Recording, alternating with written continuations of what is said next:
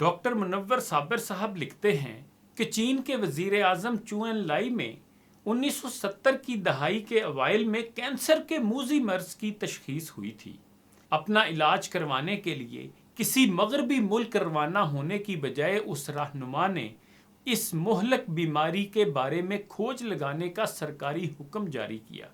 اس وقت یعنی 1972 میں چین اور امریکہ کے مابین تازہ تعلقات قائم ہوئے تھے، سو اس عظیم رہنما نے امریکہ کی علمی ترقی اور برتری کا فائدہ اٹھانے کے لیے ایک امریکی پروفیسر کی سربراہی میں چین میں کینسر پر ریسرچ پروجیکٹ کے آغاز کا حکم دیا۔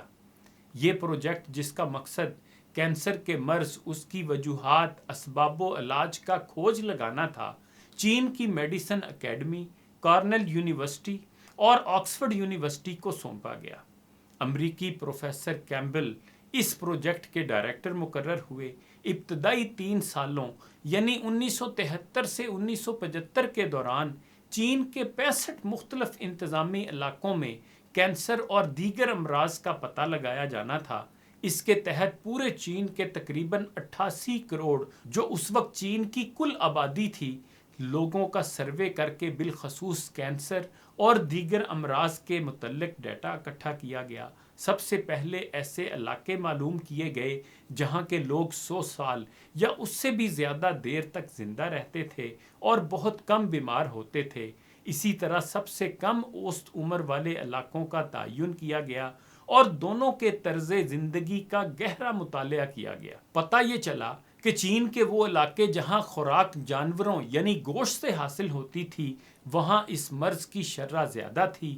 ابتدائی سٹڈی میں یہ بھی انکشاف ہوا کہ جن علاقوں میں گوشت کا استعمال زیادہ تھا اور لوگوں میں تلی ہوئی مرچ مسالوں والے پکوان کھائے جاتے تھے، وہاں بیماریوں کی شرح دوسرے کئی علاقوں کی نسبت 100% تک زیادہ تھی۔ ایک ہی ملک کے مختلف علاقوں میں امراض اور اموات کی شرح میں 100% تک کے فرق پر پریشان کن حیرانی کا اظہار کیا گیا۔ اس ابتدائی ریسرچ سے معاملے کی مزید کھوج کی جستجو بڑھ گئی۔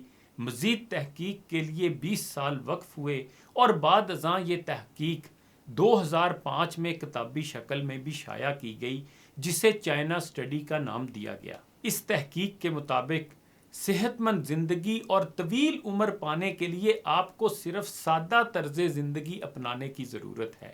چین کے جن علاقوں میں بیماریوں اور اموات کی شرح دیگر علاقوں کی نسبت 80 سے 100% تک کم تھی، ان کی صحت کا راز صرف یہ نکلا کہ ان علاقوں کے لوگ جو خوراک کھاتے تھے وہ تازہ سبزیاں، سلاد اور پھلوں پر مشتمل ہوتی تھی، یعنی ان علاقوں کی غذا مرچ مسالوں، تلی ہوئی اور گوشت کی بجائے تازہ اجناس پر مشتمل تھی۔ اول تو بیشتر اشیاء کچی حالت میں ابال کر کھائی جاتی تھیں۔ اگر وہ سبزیاں پکا کر بھی کھاتے تو اس میں مرچ مسالے اور گھی کی مقدار نہایت معمولی ہوتی تھی۔ یہی وجہ تھی، بلکہ آج بھی ان علاقوں میں شرح امراض بہت زیادہ کم اور اوسط عمر کہیں زیادہ ہے۔ اس کتاب میں خوراک سے متعلق 3 ہدایات دی گئی ہیں۔ سب سے پہلی ہدایت یہ ہے کہ ایٹ پلانٹ ایٹ رینبوز۔ اس کا مطلب یہ ہے کہ پودوں سے حاصل ہونے والی سبزیاں، سلاد اور پھل کھائیں۔ ایٹ رینبوز کا مطلب یہ ہے کہ پودوں کو اپنے اصلی رنگوں سمیت کھائیں۔ پھلوں اور سبزیوں کے رنگوں میں ایسے قدرتی اجزاء، اینٹی آکسیڈنٹس پائے جاتے ہیں جو ہمیں مختلف قسم کی بیماریوں سے محفوظ رکھتے ہیں۔ اس کی مزید تشریح یہ ہے کہ اگر آپ ہنڈیا میں کھانا پکائیں بھی تو بہت زیادہ درجہ حرارت پر پکا کر نہ کھائیں، یا اس کو اس حد تک نہ تلیں کہ اشیاء کے اصلی رنگ کھو جائیں۔ تحقیق کا دوسرا نچوڑ یہ ہے کہ جانوروں سے حاصل ہونے والی خوراک، بالخصوص گوشت، اور گوشت میں بھی گائے اور بھینس کا گوشت، جسے ہم عرف عام میں بیف یا بڑا گوشت کہتے ہیں، کم سے کم کھائیں۔ بالخصوص اگر آپ جسمانی مشقت والا طرز زندگی نہیں رکھتے تو گوشت کا استعمال کم تر کر دیں۔ تیسری بڑی ہدایت یہ ہے کہ پروسیسڈ فوڈ سے مکمل اجتناب کریں۔ پروسیسڈ فوڈ سے مراد وہ غذا ہے کہ جو ریڈی میڈ شکل میں، نیم یا مکمل تیار شدہ حالت میں میسر ہو اور لوگ ایسی خوراک کو گھر لا کر محض گرم کر کے یا فرائی کر کے کھاتے ہیں۔ اچھا یہ بھی جان لیں کہ گھی میں تلی ہوئی اشیاء کو ڈیزل فوڈ کہا جاتا ہے، جس سے مراد یہ ہے کہ جس طرح زمین سے نکلنے والے تیل کی سب سے خراب حالت والے تیل کو ڈیزل کہا جاتا ہے، اور ڈیزل پر چلنے والی گاڑی کی زندگی نہ صرف کم ہوتی ہے بلکہ یہ گاڑیاں سب سے زیادہ دھواں چھوڑتی اور آلودگی پیدا کرتی ہیں، اسی طرح گھی میں تلی ہوئی چیزیں یعنی ڈیزل فوڈز اول تو ہضم ہونے میں زیادہ وقت لیتی ہیں، اور اگر ہضم ہو بھی جائیں تو جسم کے اندر ڈیزل کی طرح زیادہ بیماریاں پیدا کرنے کا باعث بنتی ہیں۔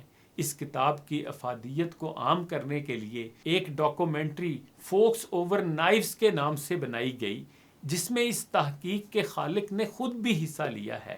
اس فلم کا عنوان بھی یہی تجویز کرتا ہے کہ کھاتے وقت فوک یعنی کانٹے سے کھائے جانے والی چیزوں، سبزیوں اور پھلوں کو نائف یعنی چھری چاقو سے کھائے جانے والی چیزوں مثلا گوشت وغیرہ پر ترجیح دیں۔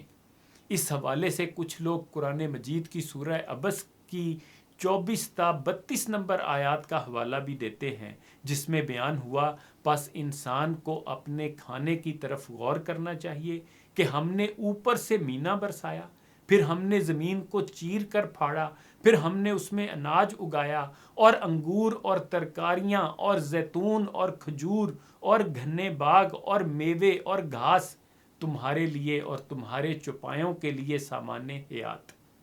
ان آیات مبارکہ میں بھی اللہ تعالیٰ نے اناج، ترکاری اور پھلوں کو انسانوں اور جانوروں کے لیے سامان حیات قرار دیا ہے۔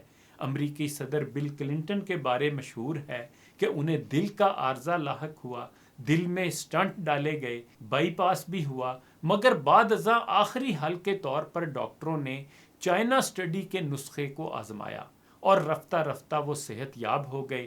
شکیب جلالی کے نشار کے ساتھ اجازت چاہوں گا۔ سوکھی بیلیں، داغی کلیاں، زخمی تارے، روگی چاند، ایک ہی سب کا حال ہے یارو، کون یہاں بیمار نہیں، اب بھی اثر ہے فصل خزاں کا باغ کے بوٹے بوٹے پر، دیکھو تو بے رنگ ہیں کلیاں، سونگو تو مہکار نہیں، باغ کا نقشہ بدلو یا پھر چھین لو ہم سے تاب نظر، سب کچھ دیکھیں کچھ نہ کہیں ہم اس کے لیے تیار نہیں۔